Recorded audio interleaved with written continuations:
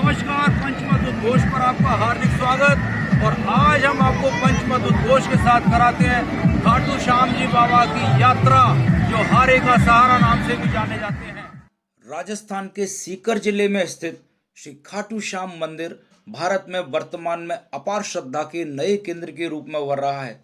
श्याम बाबा, लखदातार, खाटू नरेश, शीश के दानी और हारे का सहारा जैसे अनेक नामों से पुकारे जाने वाले ये खाटू श्याम बाबा वास्तव में महाभारत के पात्र महाबली भीम के पौत्र अर्थात नाती हैं।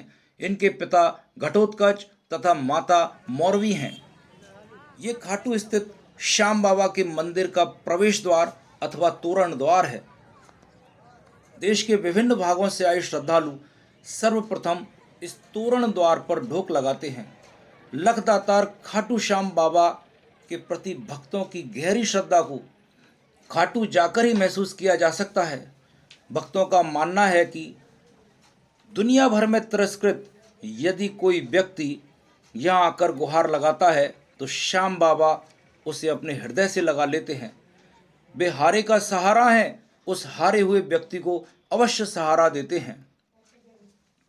हाथों में निशान अर्थात बाबा का ध्वज थामे ये यात्री नाचते गाते झूमते हुए बाबा के दरबार में पहुंचते हैं। थकना तो मानो ये जानते ही नहीं। शाम के रंग में डूबे ये भक्त बाबा के परम दीवाने होते हैं। वर्तमान में निशान यात्रा अनेक शहरों में भी निकाली जाने लगी है। निशान यात्रा अर्थात ध्वज यात्रा से पूर्व विधिवत रूप से बाबा की वैदिक मंत्रोच्चार के साथ पूजा होती है। तत्पश्चात भक्तों द्वारा बाबा की आरती की जाती है। श्याम बाबा का बढ़ता प्रभाव हम हमारी नगरी करौली में भी देख सकते हैं। आज तेज ठंड में भी हजारों की संख्या में स्त्री पुरुष निशान यात्रा निकालने के लिए नियत स्थान सीताराम जी के मंदिर पहुंच जाते हैं। सभी की इच्छा अपने हाथों में निशान थामने की रहती है। जिस भक्त को ध्वजा नहीं मिल पाती वह व्यथित हो उठता है।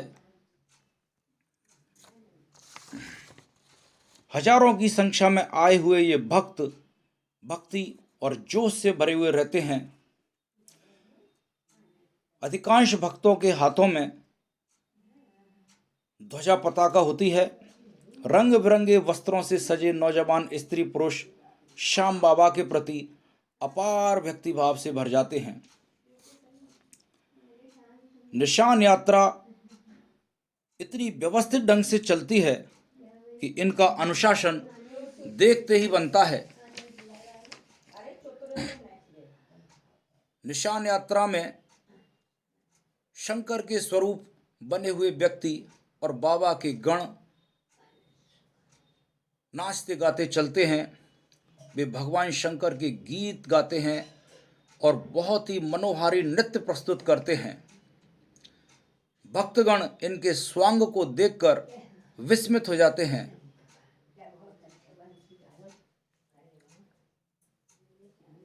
अट्टालिकाओं से देखती हुई स्त्रियां जब इस यात्रा को देखती हैं तो मुग्ध हो जाती हैं। ये भगवान शंकर के रूप में सजा हुआ व्यक्ति बहुत ही सुंदर तांडव जैसा नृत्य प्रस्तुत करता है और सहयोग करते हैं उनके ये साथी। ये एक भस्म गीत होता है जिस पर बहुत ही सुंदर नृत्य प्रस्तुत किया जाता है। इनकी कोरियोग्राफी देखते ही बनती है।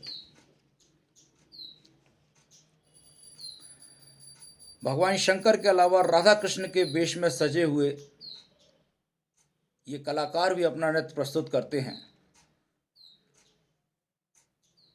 नगर की पर्ण वीथियों से गुजरती हुई ये यात्रा और इसमें शामिल ये महिलाएं प्रसन्न भाव से चलती हैं और श्याम बाबा के जयकारे लगाती हैं।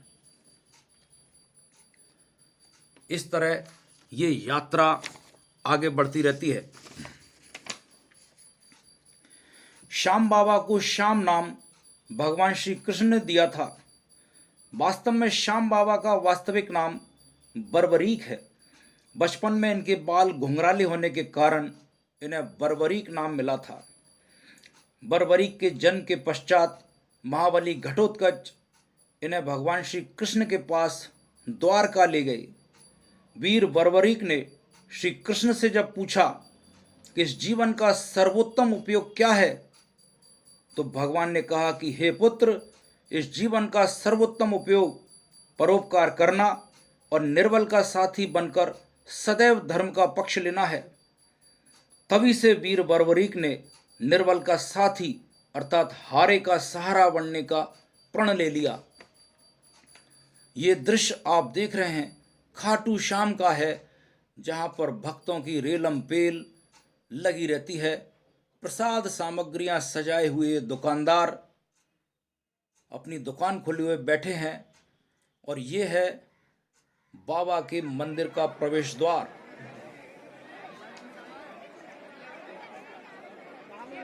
यहाँ पर यात्रियों का हुजूम खड़ा रहता है।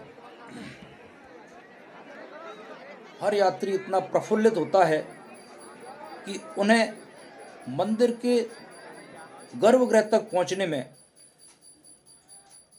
ये पाइप से लगे हुए अनेक मार्गों से होकर गुजरना पड़ता है, जो कि लगभग 2-3 किलोमीटर की यात्रा जैसा बैठता है।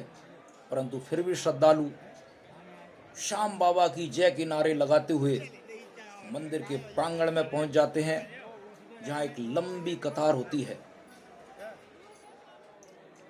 और यह है बाबा के अंदर स्थित मंदिर का प्रवेश द्वार, जहां पर श्रद्धालुओं की ये कतार लगी रहती है।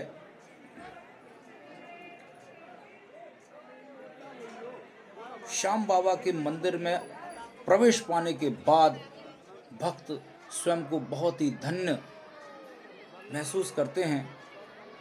वीर बर्बरीक को अस्त्र शस्त्र की शिक्षा उनकी माता मोरवी तथा भगवान श्री कृष्ण ने दी थी।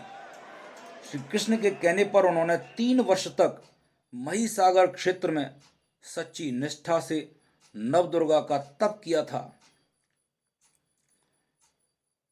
और वीर बर्बरीक की कठोर तपस्या से भगवती प्रसन्न हुई और माता ने प्रसन्न होकर उन्हें 3 बाण दिए।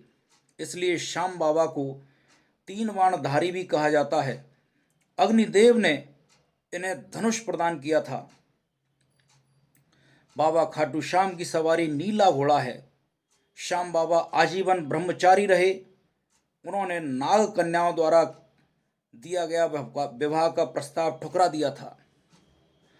जब यात्री खाटू श्याम जाते हैं तो मार्ग में इस तरह के अनेक होटल्स पड़ते हैं, जिनमें यात्री लोग विश्राम करके चाय पान करते हैं और श्याम बाबा की चर्चा में लीन रहते हैं।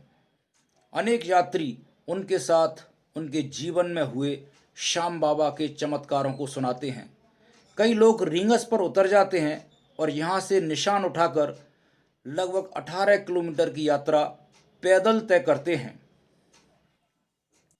हाथों में निशान थामे ये यात्री प्रसन्नतापूर्वक 18 किलोमीटर का सफ़र पैदल तय करते हैं। और जिन यात्रियों को पैदल नहीं जाना है, वे किसी भी धर्मशाला में अपना बसेरा स्थापित कर लेते हैं।